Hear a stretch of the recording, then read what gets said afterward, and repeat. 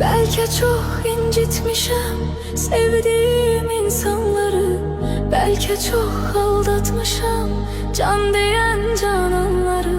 Sonda görmezden gelip ettiğim noksanları, var ümidim affedersen sen beni. Bilmez idim dert verer derdimin dermanları, gün gelir pişman olar nefsinin kurbanları. Dünya taxtinden salar şahları sultanları, etibarsız dünyaya etibar etmek günahtır. İntihar etmek günahtır.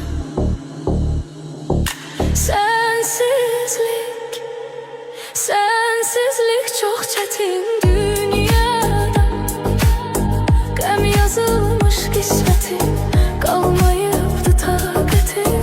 Sevməyiydi niyyətim, şahid olmaz qəlbimə Allahımdan başqa bir kəs.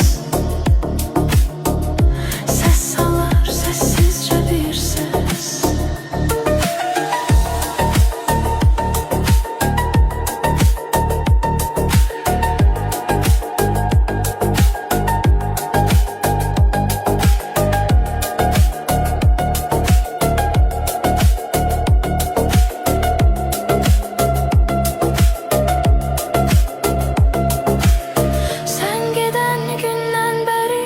Vəsfedir sözlər səni, ruhum ardıncan gələr, kölgə tək izlər səni.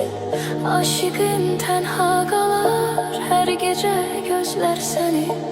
Həsrətindən məhv edərsən sən məni.